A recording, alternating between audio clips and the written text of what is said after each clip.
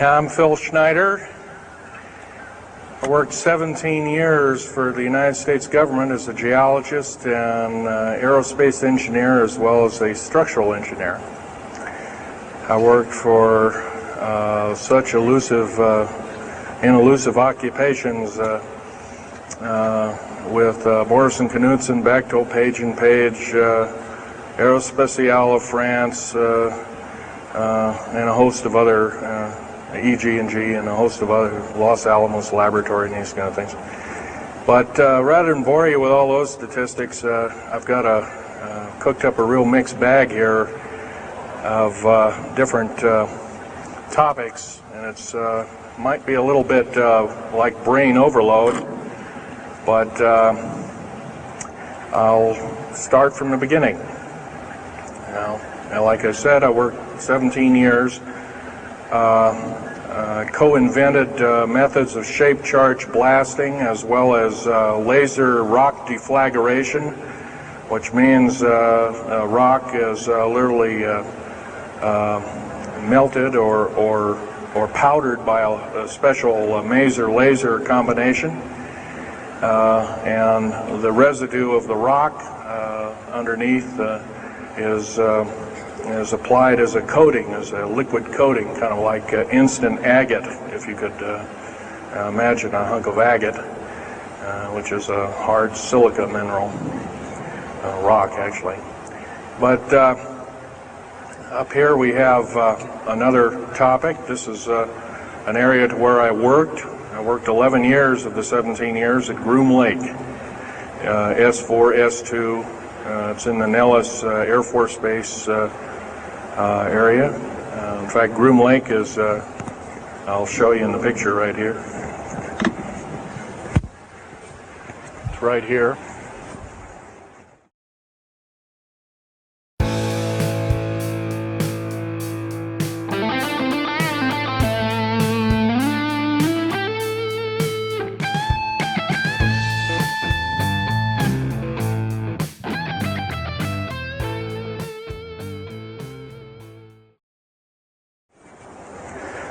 Groom Lake is quite the place. A lot of rumors and other kinds of things have come out of there. Of course, people have stood on the outside for years and wondered at what's been flying there. There's all kinds of things been flying. Let me give you a brief overview. Start in ancient history land here. Back in 1909, the U.S. cavalry was engaged in catching some banditos that had crossed over the Mexican border into a place called Truth or Consequences, New Mexico. And they went into a cave or a hideout and killed the so-called bandits, but what they found out they couldn't explain. And they were called horseshoe craft at that time, or horseshoe ships. They were UFOs, and they saw these, what they called demons, gray demons, little gray guys all around the place. That was in 1909. Now in 1933, our government was actively engaged with the Europeans, mostly the French and the English, in special researches dealing with aerial phenomenon. And once again, the term flying saucer or flying disc didn't come about until much later, supposedly right around the mid-1940s. Anyway, the whole thing here is that also in 1946, I might want to add, we were engaged in atomic bomb testing and this kind of a like, and of course the area of Bikini Atoll. Some of the pictures are over here on the white board, showing with the actual language of both the U.S. Army and U.S. Navy archives. Anyway, these flying ships were seen as early as 1945, 46. Some of them were called Foo Fighters, and you name it. They were fully known about maybe as early as 1935 or 36 by our U.S. Navy. And there was a shallow underwater base at Bikini Island, and that was probably the one reason why a number of atomic bombs were exploded in that area rather than other areas which they could have been even more remote out in the South Pacific at Operation Crossroads. Well, anyway, this all led up to later on, about 6-8 years later, 1954, during the Eisenhower administration, led to an interesting treaty called the Greada 1954 Treaty. It was the Alien-Human Treaty. And supposedly the aliens had come in and exchanged technology, and they'd want to take an occasional human being and a few head of cows, and accurate books were supposedly to be kept and all this kind of stuff. And of course, eventually all that broke down, and aliens are notorious for being liars, even greater liars than so-called, in quote, we humans are. So alien treaties are often just not even the pieces of paper they're written on, they're just really kind of worthless. Anyway, my work as a geologist in building underground military bases, some of which are over 2 miles underground. And I think when you listen to Al tonight, if you have a chance to listen to him, he will speak of, Al's actually been on some of the high-speed monorail subway cars, if you might want to call them, that link these bases together. Some of them are capable of riding on a cushion of air about 3/4 of an inch off a rail at a better part of Mach 2. And he's actually been on one of these trains. I've only been in one of the tunnels and helped build some of the tunnels. Incidentally, I helped work on 13 deep underground military bases. Had hands-on experience. Notorious was the one in and around the Dulce, the southeastern and southwestern sides of Dulce, New Mexico, in the Los Alamos laboratory regions, where we built some hermetically sealed rooms that were very deep, going down over a mile. We also built additions onto Groom Lake and S2 and S4 complexes. There are a total of 9 underground. They're called d.u.m.s. Like, you can learn a lot from this dummy, but d.u.m.b stands for Deep Underground Military Base, and or Deep Underground d.u.m.b 2, for instance, is a submarine base, and I helped build a few of those too, which are off our continental shelves and then certain islands and out in the Atlantic and the Pacific in strategic locations. All this, I can hardly, in an hour's time, I can hardly squeeze all this in, so I'll be kind of rambling here if you just bear with me.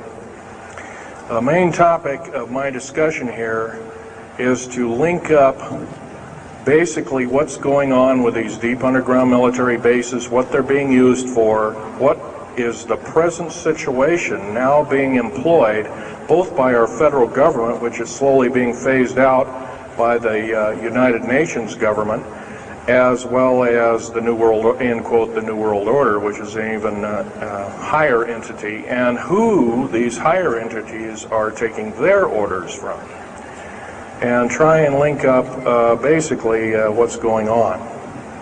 A lot of us have been kept in the dark. We've been given, maybe most recently over here, photographs of an alien at Roswell. I'll just make a very brief statement about that. The photographs cannot stand up to a computer grain analysis test and therefore are retouched or faked. They're not real.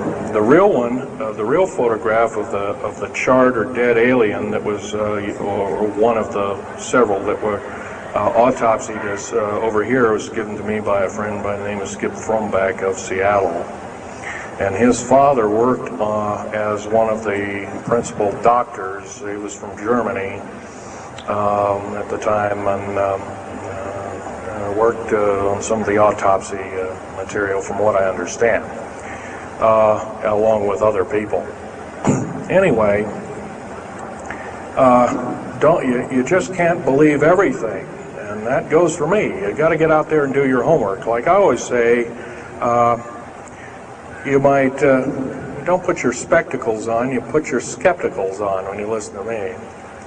So if we can have a show of hands here, how many people have heard about Roswell, New Mexico? Very good, almost all.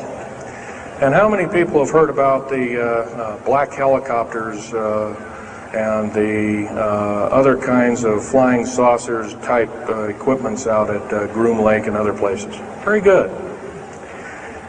Well, this obviously is a nice enlightened audience.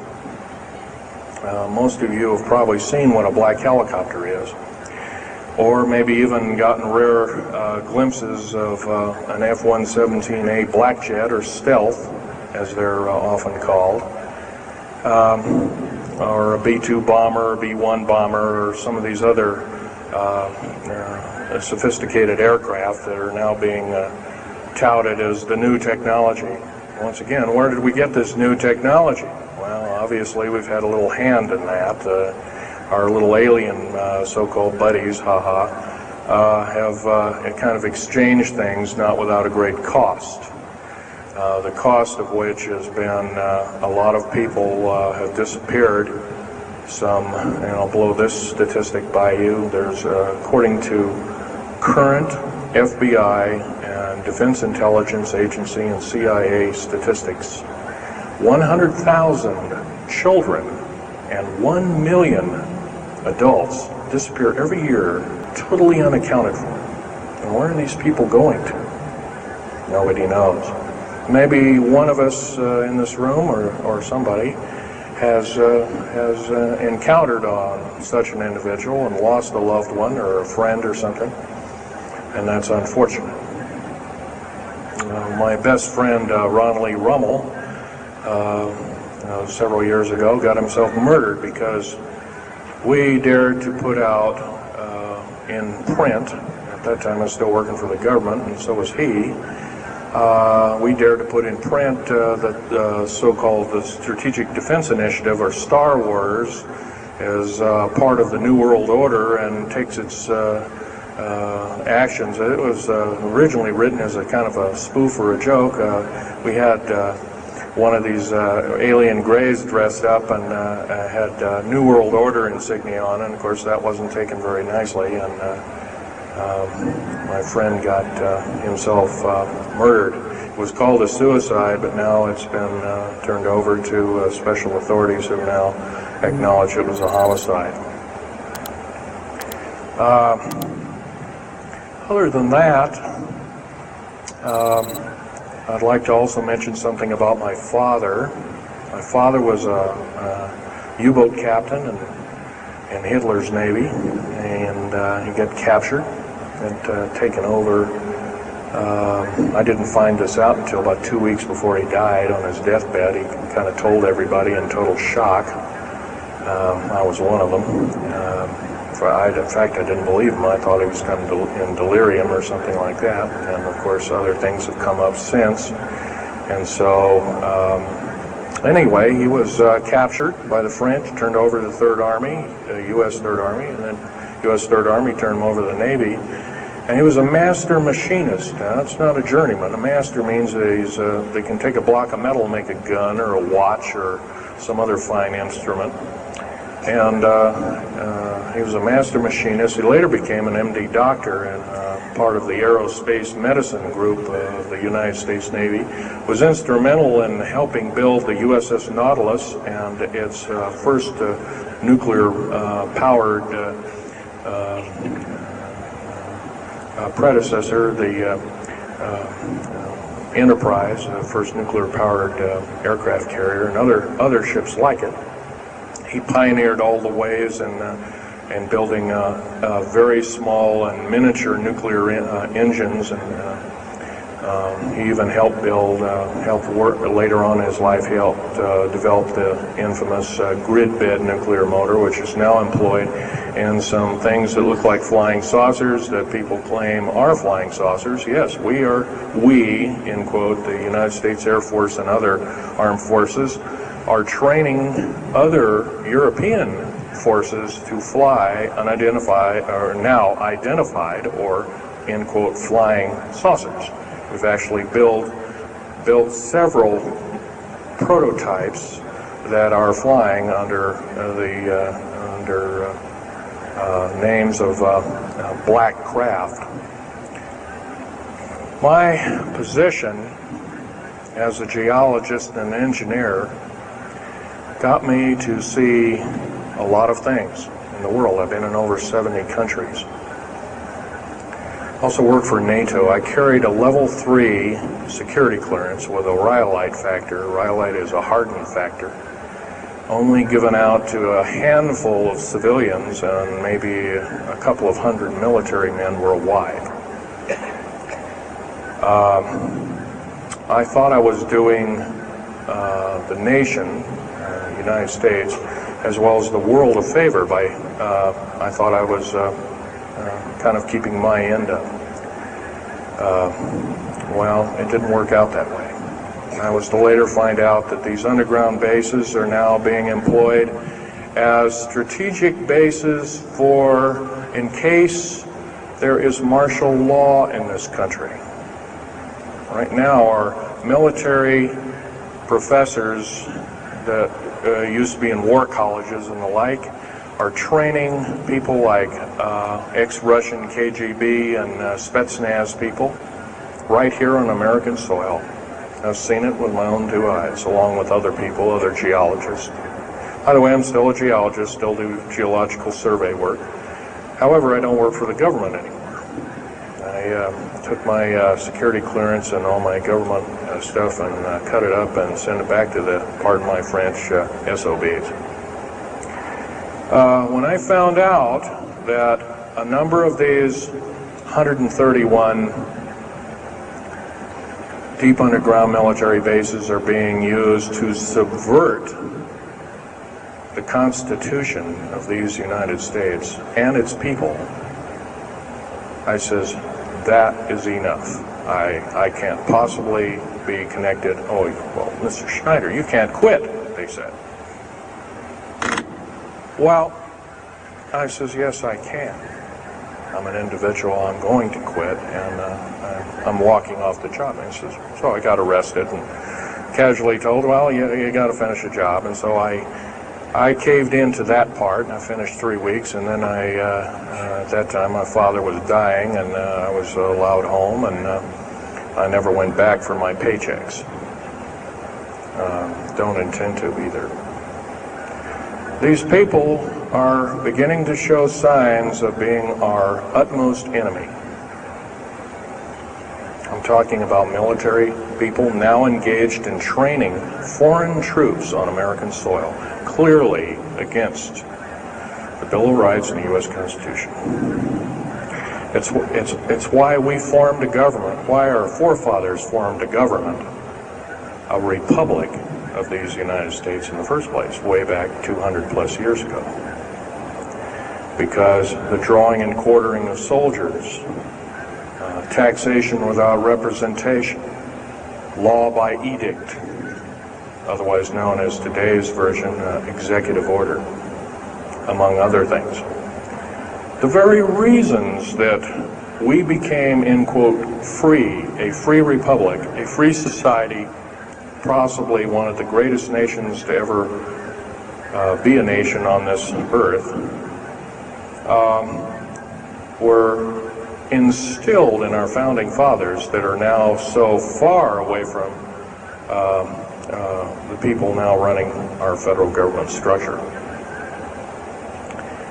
So I'm here today to touch upon a number of subjects.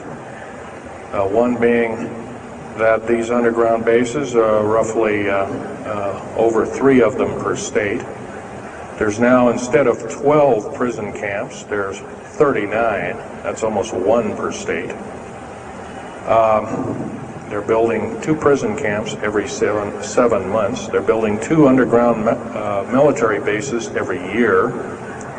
Each one of these military bases, by the way, these underground military bases, they cost somewhere between $17 and $26 billion.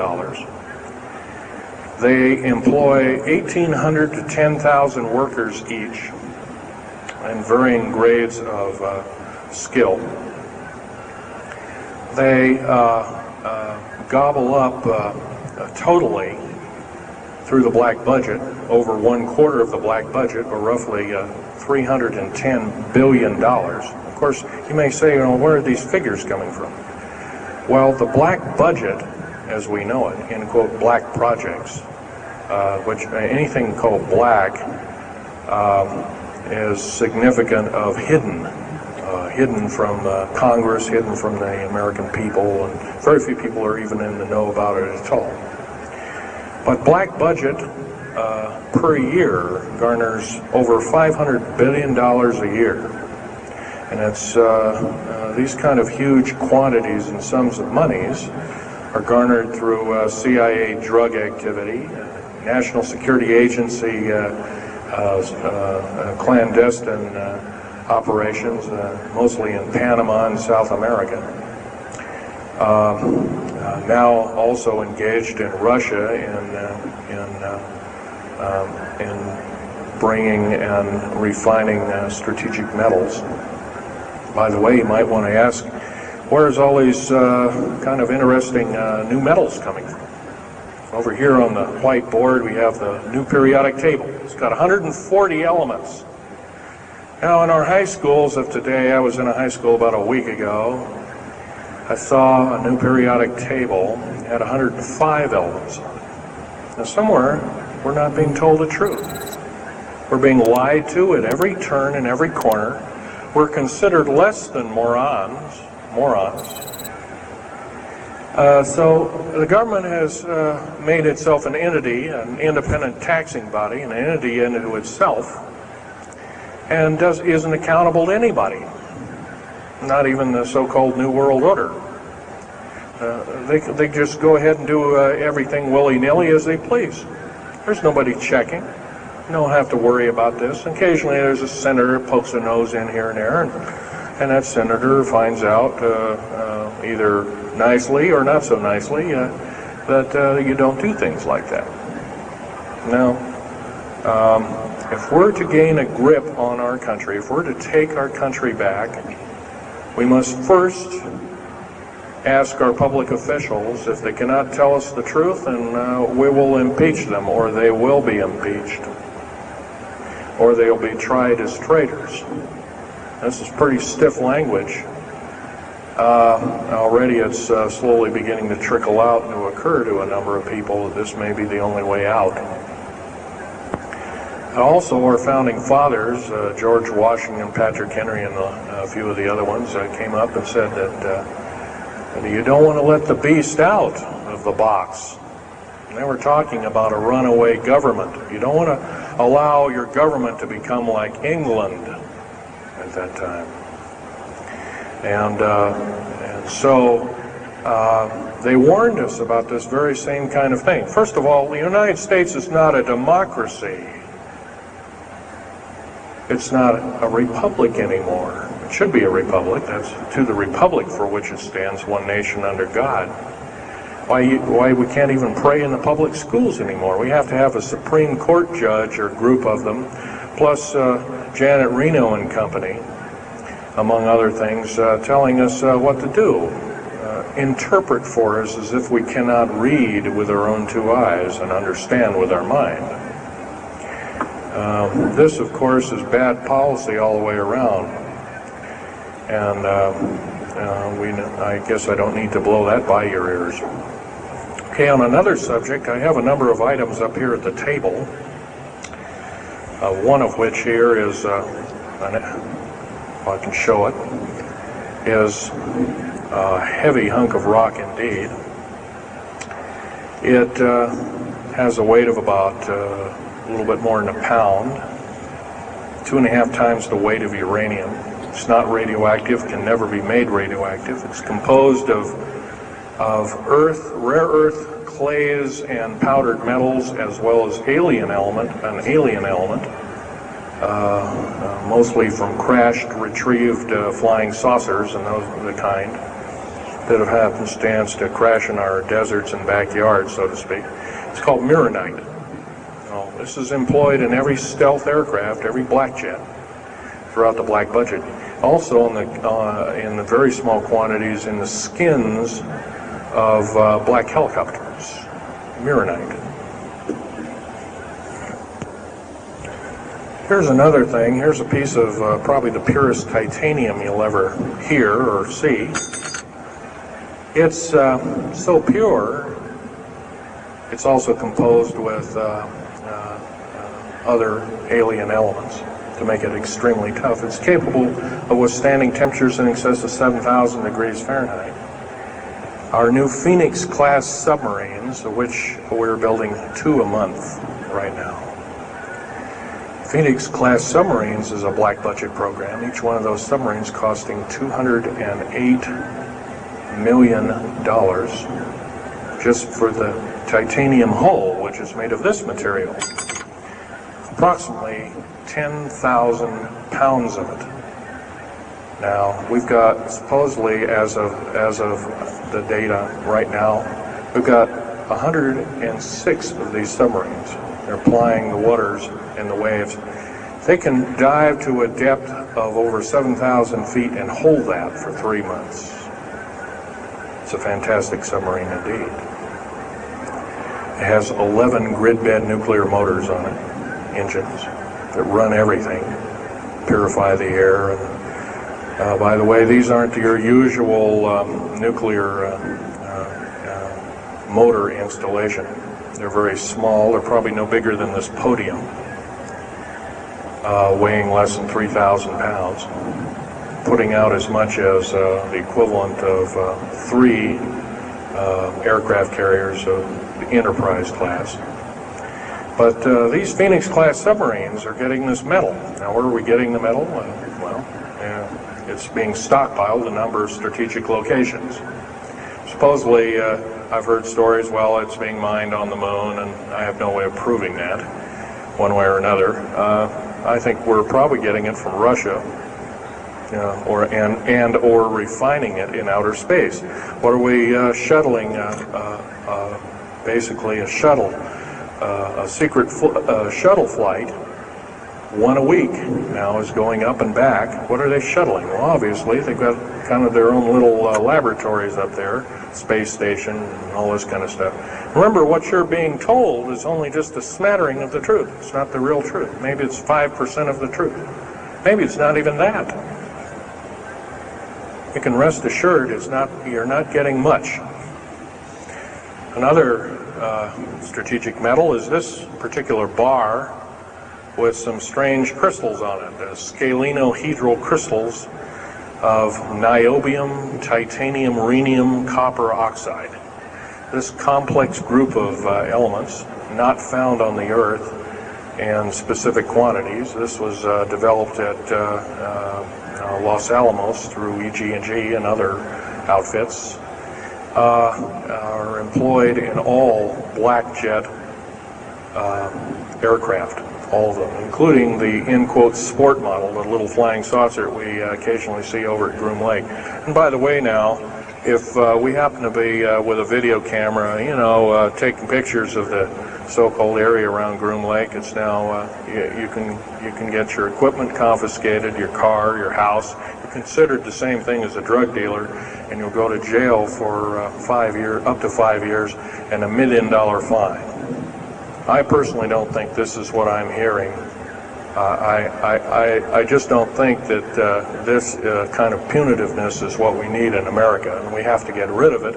Otherwise, we're going to die with no America. Here's some other elements. Here's a very light element. It's composed of lithium metal, as well as a alien element a little heavier than hydrogen, but a little lighter than helium, also employed in this. It's used in secretive methods of propulsion, and it also is in a peculiar scalenohedral crystalline form. And anything scalenohedral, and by the way, a scalene triangle is no side is equal to another side. The scalenohedral metallic crystalline structure is definitely alien element, or alien technology converted over to our own technology. These were given to me about a year ago. They're called alien or aurora drops. It's supposedly the skins of the black jets, some of the ones that are coming in at very high rates of speed. They're still glowing red hot to white hot, and they'll sit out there and cool off, and they're dripping their material off of them. And it's kind of like a rubberized coating. It's not rubber, I can tell you that. This is hard as lava rock or harder, capable of withstanding tremendous temperatures, but nonetheless some of it sloughs off every time, and so they just kind of scoop it up and throw it in the trash can. There are a few pieces of it. Here's one of the hardest so-called man-made rocks. Once again, it's got a number of alien counterpart. It's got an alien crystalline structure to it, very advanced. It's about 11 times harder than a diamond, about 70 times stronger than a diamond, capable of standing temperatures in excess of 10,000 degrees Fahrenheit. It is employed as very thin coatings or windows, tiny windows, in hypersonic aircraft that exceed Mach 5. Here's an interesting artifact. Right here in this hunk of rock, which by the way was an old 100,000-year-old chipping tool found in Syria, Jordan rather, excuse me, is a imprint of, it looks like a fossil, but it's not. It's an imprint of a small mechanical part with exactly 360 kind of little rotor blades. Well, this rock is 220 million years old. Who was making machines 220 million years ago? Maybe von Däniken was right after all, huh? Here we have an actual piece of agatized fruit, or it's similar to a lime. It's even been pecked by a bird at one time, and that's still there. So it was instantly turned to agate. It is the same agate or chemical structure as material found at Hiroshima and Nagasaki after the A bombings in World War II, where grasses and flowers and petals of flowers and other kinds of things were instantly petrified, turned to agate. It is the same identical crystalline structure. However, this particular piece is about 20 million years old, and it's still got its original green coating, and it's basically unchanged, perfect condition. Likewise, here's a garlic plant about somewhere between 20 and 35 million years of age, and once again it's got that same pink agate coating. And here are some pieces of the metal skin from the crash disk at Roswell. It was given to me when I was 14 years old. My father was visiting one of his old friends in the Navy archives, as well as he was in the Royal Navy in England. And I, as a 14-year-old boy, I says, "Gee, Dad, can I ask Johnny something?" "Oh, go ahead, ask him. Get anything you can from him," you know, that kind of thing. I says, "Well, gee, Johnny, well, do you think I can have a piece of this metal?" "Oh, no, you can't have that." And I says, "Oh, give it to the kid. What the heck? He won't have it very long anyway." Well, I've had it all this time. It's kind of a unique thing. They were able to break the skin of that craft, by the way, by dropping it into a bath of liquid nitrogen, hitting it with a mechanical or hydraulic hammer, and it shattered into little bits. And it was later analyzed and adapted for our own technology.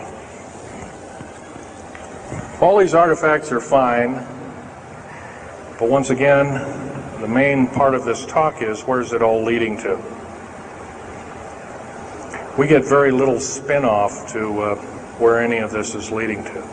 Occasionally we'll get a new computer, or maybe a quartz watch, or some little trinket, kind of like giving the Indians beads a couple of hundred years ago. Well, we're getting these little spin-offs. But the black budget still rolls on, garnering up over $1 trillion every 2 years. It's somewhere between 1.023 trillion and 1.31 trillion dollars every 2 years. And every year it goes by and the black budget is unchecked, unaccounted for. It's just subverting our country. That's number one. Number two is that these underground military, first of all, if there was something like a nuclear war, or there was a definite enemy out there where we were going to be under attack, like from China or someplace like that, I could see maybe a couple of dozen underground bases for our government, and so it could theoretically rise up like the phoenix out of the ashes. Well, not 131 of these, and if you were going to so-called round people up and put them in prison camps, what a better prison camp than underground, where nobody knows where it is anyway. So once again, these underground bases are most likely been planned as underground prison camps and slave labor factories for the New World Order. New World Order, by the way, is getting, and I'm probably the only person ever talking about this, the New World Order is taking, and the United Nations is taking its orders from, believe it or not, these more powerful outer space alien entities. We might call them the large grays or the small grays. Sinister forces indeed. And you might want to say, well, gee, how come we don't see more of this kind of thing? Well, you can just imagine. If you're only being told 5% or less of the truth, that isn't very much to go on.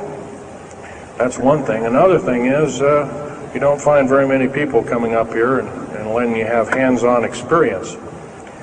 I'm going to try and do this to you. However, I do ask you to go out and do your homework and keep doing it. Don't necessarily believe in what I'm saying, but get out there and talk to people. Whether it's just a couple of neighbors or friends or something, get out there and talk. Because one will tell two and two will tell four, and then pretty soon you have a whole room full of people that are in the know. And then from there, wonders can work. Other than that, as far as changing the black budget and these clandestine programs, public opinion is only going to do that, and it's going to take millions of us. But we have to be informed, and to do that, we have to be doing what we're doing now, gathering and talking. And of course, most of us are adults and can weed out fact from fiction. Most of us are responsible adults and know the difference between fact and fiction and how to use it or how to abuse it. So we therefore have to continue to keep studying and keep talking. If there's just me out there, and believe it or not, there aren't very many people like myself out there talking. I've given over 30 talks in the United States, Canada, Japan, went over to England, went into Japan kind of illegal, came back the same weekend. They flew me in and out, but gave a talk to a number of their execs, and they were very interested indeed. Now, if this was all a bunch of poppycock and hooey and poo-poo, I wouldn't be listened to, be given an audience by these people, but evidently I have. But 13 attempts on my life since the first of this year. There's a number of you ladies present, so I won't gore you out, but Al has seen some of the wounds, and there's a few other people that have been to a few of my other lectures, and they can attest that I have been shot. I've been run off the road, I've been pushed off the road, I've been mostly shot at, and that kind of thing like that.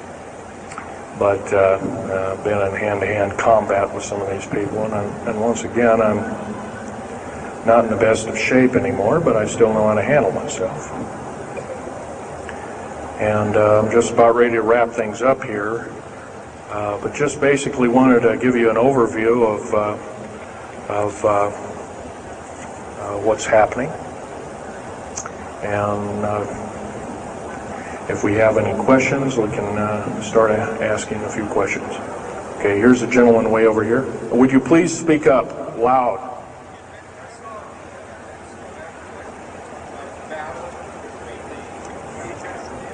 Yes, I was involved in in 1979, in August, late August of 1979.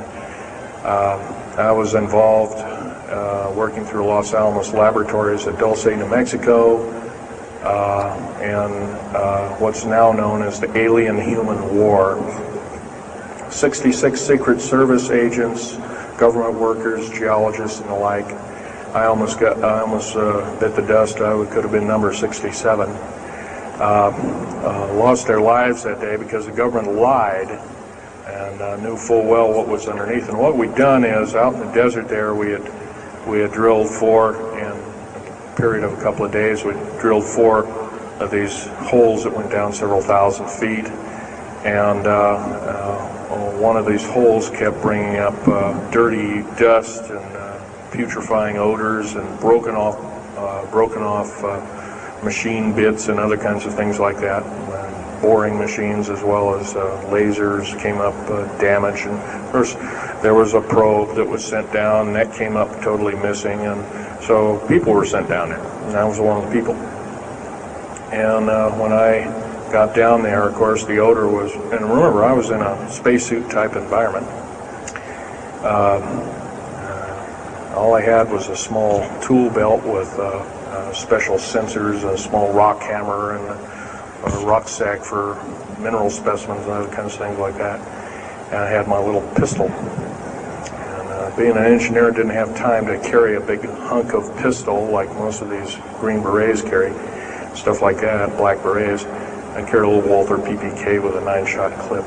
Now, as soon as I got down this hole, standing about from me to this gentleman over here in the front row, about 10 or so feet away, 7 feet away, something like that, was one of these 7-foot-tall stinking alien guys, and I didn't waste any time. I said, I'm not fiddling with you guys, and boom, away you go. And I was one of the rare few that had been allured that this may or may not occur, and so basically was given ET training, but a lot of these other people weren't. And we were, in fact, it was asked, are there aliens in the area? And of course, the big question was no. And that was a big lie. And of course, 66 people died that day. I have a big hole in my chest. I lost a lung. My lung was literally burnt out of me. My fingers burnt off of me. My toenails burnt off of me. My skin was... I was in radiation isolation therapy for 400 plus days. My bones were vitrified or burnt. I was cooked. I managed to survive. They're telling you something about it today. But other than that, I'm the only talking survivor. There are only 2 other survivors, and they're in nursing homes up in Canada. And Canada refuses to allow the United States officials to talk to them. And they're in very bad shape indeed. One of them can't talk, and the other one doesn't want to. So they're regarded as Canadian heroes, and so they're being kept by Canada. Okay, this fellow over here. Speak up loud.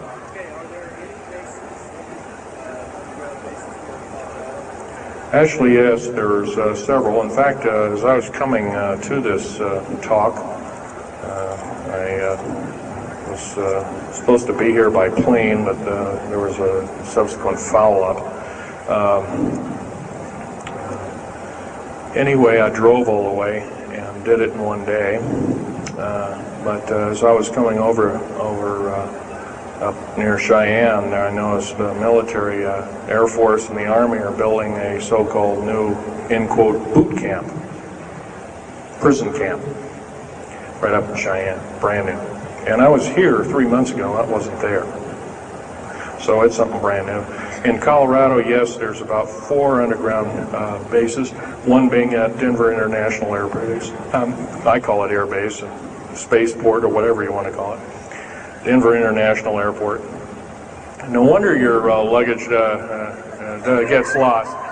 There are 8 levels underneath the airport, tarmac there, end quote tarmac or cement mac.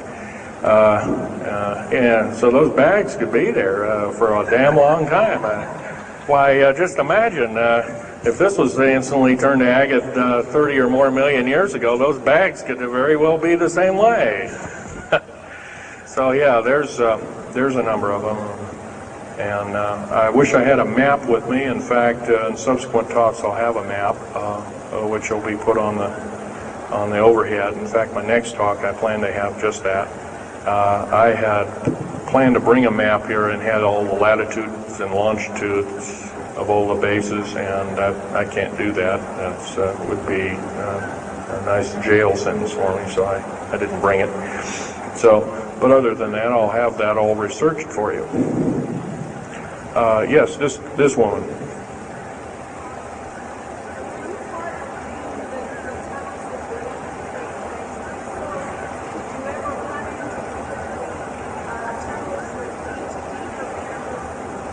Yes, as far as there being an inner Earth, a hollow Earth or anything like this, no, I've never run into anything like that. However, Al Bielek has been on these tunnel trains at the better part of Mach 2, going from coast to coast in an hour and a half, faster than any jet plane that we got, including the SST, or thereabouts, the same rapid speed. But I helped build a lot of these tunnels, and all of the underground mountain or military bases are connected, all of them, all 131 of them. They're connected both by road, not a big freeway under there, but it's at least a 2 to a 4 lane road, rather narrow lanes, but they're there, and there are also high-speed magneto-leviton train tunnels. Yes, this lady over here. Stand up and speak up, please.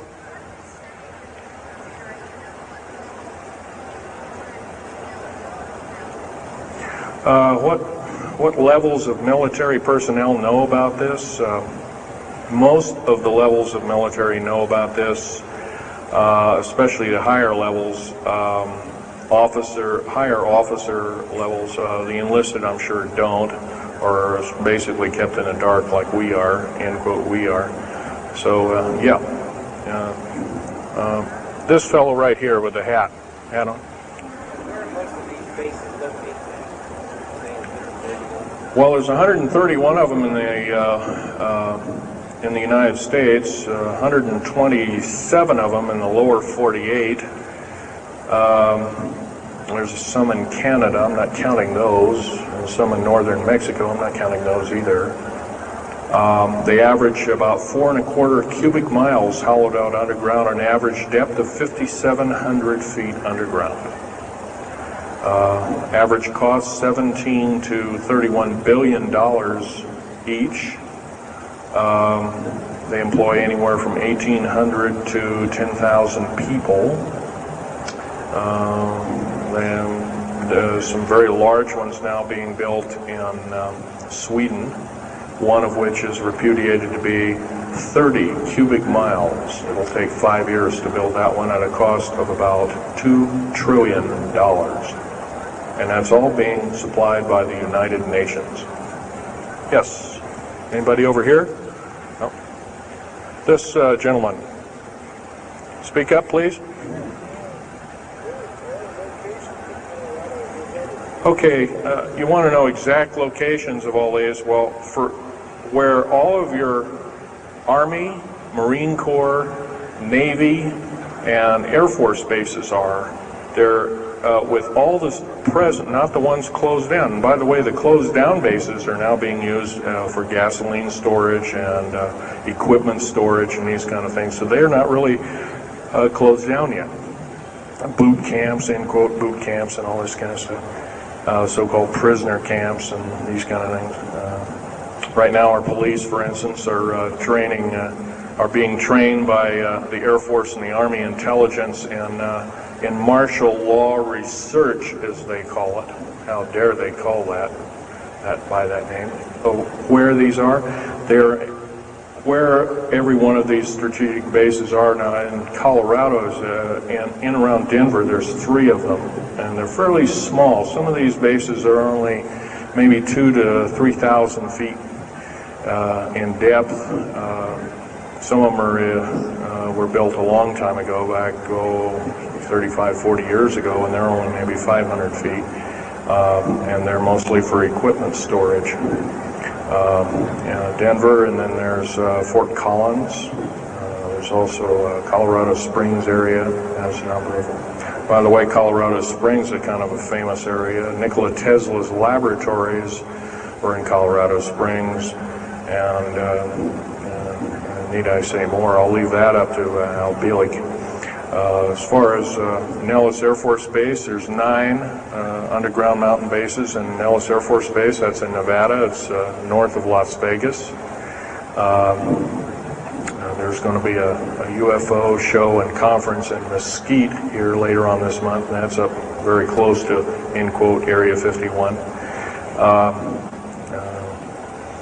That whole area, by the way, the state of Nevada is 81% end quote, managed or owned by the federal government. The land is either restricted or run by the federal government. That's why there's groups rising as we speak, dealing with the problem very vociferously, and senators are now getting involved. So evidently waking up is occurring. Yes, this gentleman over here. Speak up, please.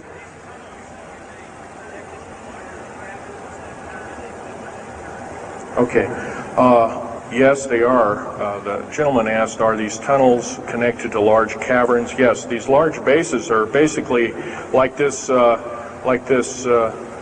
Coliseum. Everything's underground. Everything's a city underground. Most of these bases both have military bases, and they have all the accoutrements of life. Remember, each one of these costs quite a bundle of dough, and some of it in our tax money, but most of it in clandestine approaches, and that's definitely undermining the country. Yes.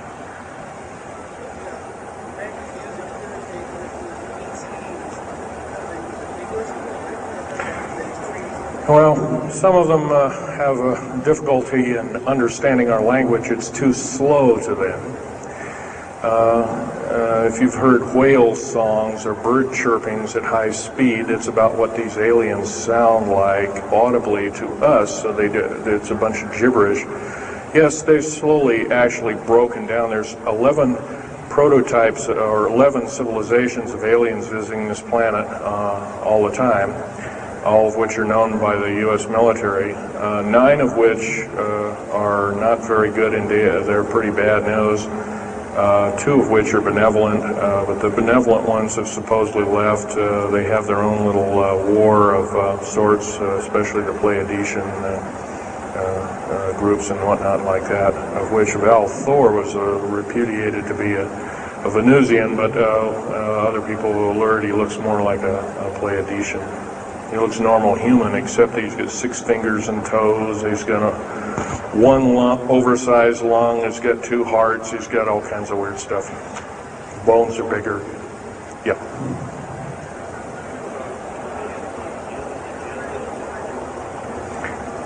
The man asked, do I tie in the alien agenda to the New World Order? Yes, sir, 100%. I can elaborate briefly. The New World Order right now basically is dismantling countries, governments, telling governments not to war with each other anymore, basically, so that looks good on the outset. They're taking their orders directly from the aliens who've got their own timetable. They want the one world order because they want the planet for themselves. And, of course, you've often heard of the term Global 2000. Now, that's a supposed sinister plot, or has been a group of sinister plots to produce biological weaponry to reduce or thin out the so-called ethnic cleanse the population of the planet by 5/6, or roughly 5 of 6 billion people, enslaving the rest to work willy-nilly with the so-called people of the New World Order. Now, another peculiar thing is the alien agenda is not really well believed nor understood by a lot of these one-worlders. They don't believe it. They think they've been singled out for their own end of glory, and what they don't know is they're just another human being, and according to the negative or bad aliens, they're just another, we're considered bags of food to them. They don't eat us like we think of a cannibal eating a hunk of meat, but they use our glandular secretions as part of their food base, our blood and our glandular secretions like adrenochrome and other kinds of things like this. And in fact, the Atlanta Center for Disease Control has figured out ways that we can combat this and all this kind of thing like that. It might be where these new designer diseases like AIDS and Ebola and hantavirus and all these kinds of things have come up out of nowhere, and these diseases, end quote, almost have a mind of their own. Yes, this lady here.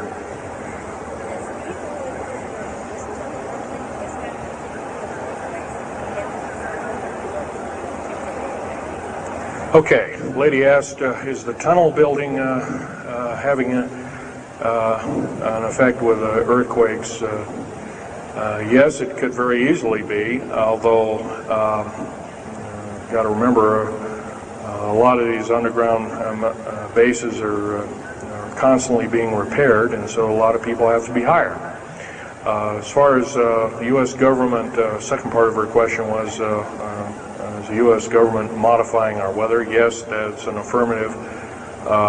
And we have, the U.S. government's been working with the Russians for at least since 1972 and maybe as early as 1966 on weather modification. And it's a well-known fact, and it's well employed. And by the way, they can literally weather modify a hurricane or a tornado out of existence. And the reason they don't do it is pretty obvious. And right, or they could actually send a plane inside of a hurricane, for instance, that would blow off an atmospheric bomb or a shockwave bomb in the eye of the thing. It would completely dissipate. Well, they don't do this, of course, and there's probably other reasons for that. See which way it goes, or what kind of havoc, and how we can study the havoc, and we go from there. This fellow way in the back in the black. How do we learn more about our general topic? Well, there's this particular fellow, his name is Richard Souter, PhD. He wrote a book recently, Underground Bases and Tunnels, What is the Government Trying to Hide? That is one book.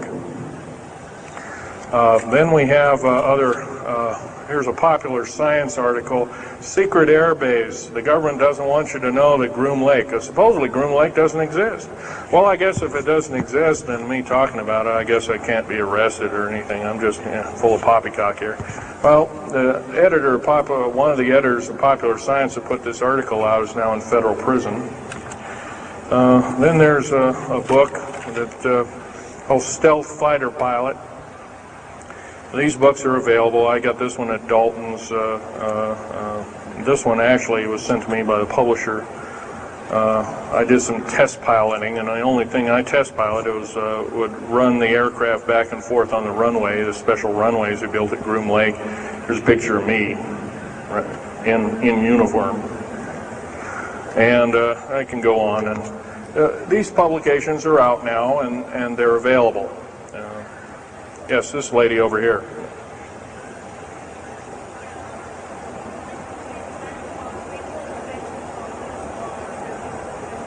I can't hear you. What?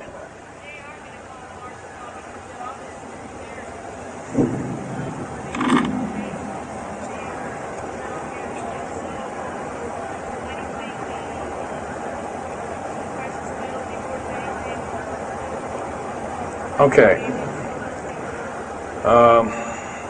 Okay, that's kind of a mixed bag question there. She asks, with martial law being called, will precious metals and all these kinds of things. First of all, hoarding anything will be outlawed. If you hoard food, have a radio, any way of communicating, stash gasoline, these kind of things, you would just be rounded up and that'll be the end of it. Martial law is martial law. Martial law is dictatorship of the worst form, or one of the worst forms. And her other part of the question, if I got it right, was when's the alien takeover? Well, the alien takeover right now is, and probably will be for probably the next 20, maybe 30, 40 years, will be basically in the background. The idea is to get the one world beast-like government order in place, and to thin out the population of the planet. And then, of course, then all heck will break loose from then on. And whether it is, I don't often mix Bible and talk, but some people have alerted, well, this is already mentioned in the Bible, blah, blah, blah, and all this kind of stuff. Well, that may be, but all I can tell you is I've been face to face with one of these sinister characters, or a couple of them, saying the least, and most people would, just the shock of them seeing such a thing would cause them to not be in very healthy mode, frame of mind, as physical as well as mental. This man here in the blue coat.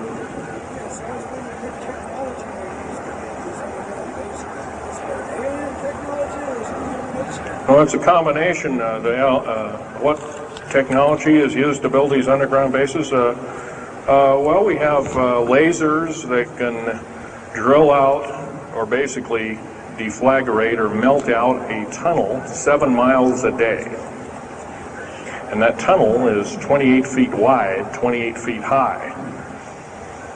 You've been told about drilling and boring machines in a very slow, 1/4 mile a day. Most of that went out in World War II. Most of that's all World War I or World War II era materials. And once again, you've been badly lied to.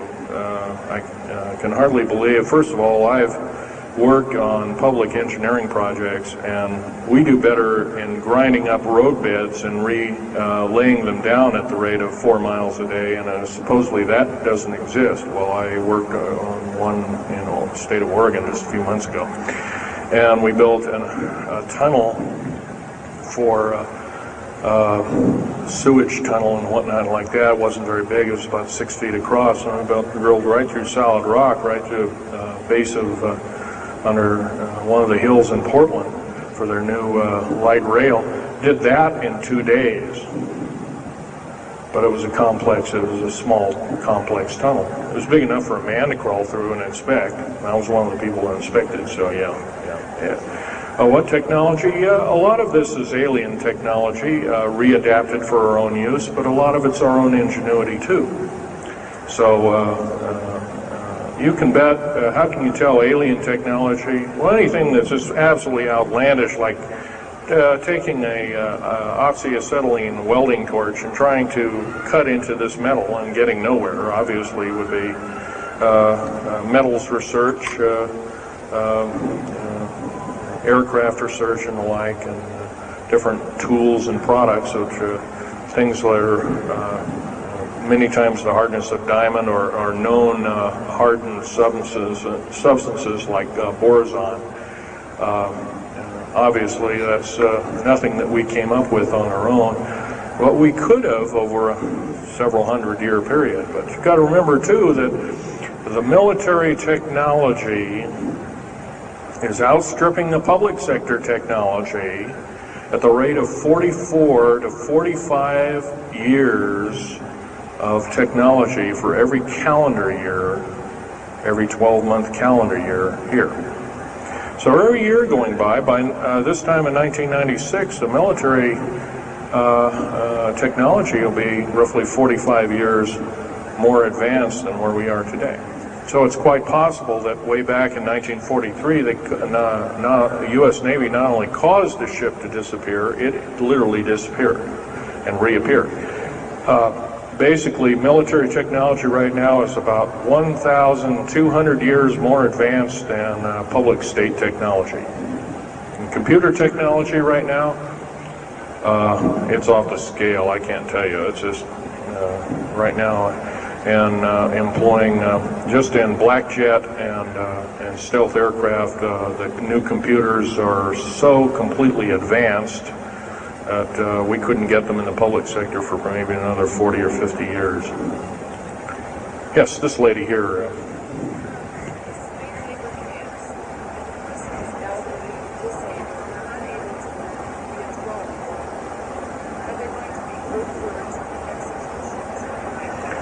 Well, the lady asked with the slave labor camps, the old, the infirm, the handicapped, are they going to be executed, and will there be executions? You can bet your bottom dollar there actually will be these things. I wish I knew more, but I don't. I've had my own agenda to kind of keep up and talk about. But other than that, yes, I would imagine so. If you look at all the 39 prison camps that are presently built, and they're called boot camps, by the way. And of course, these new trains that they have 143 shackle placements per train, they're a scary thing indeed. You know what they're called? They're called United Nations Prisoner Transfer Cars. Oh, that's an appropriate name, I guess. Well, we got to wrap it up here. They're telling me it's time. I'll take one more question. This lady over here.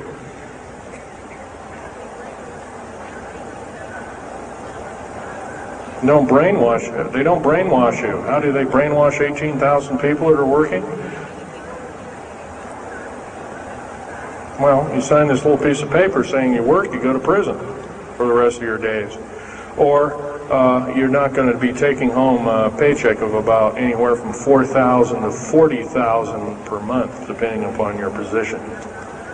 $40,000 a month is a lot of petunias. Okay, well, I got to wrap it up here, folks. So I'll be over in Al Bielig's booth. I think it's over in booth number 125. I could take other questions there and let you take a look at artifacts. And once again, on these artifacts, in the very few minutes, don't handle them, just look at them. Thank you very much.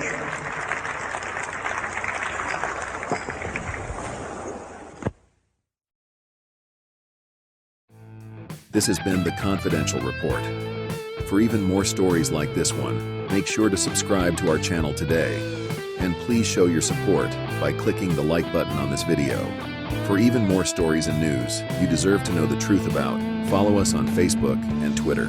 Thank you for watching the Confidential Report.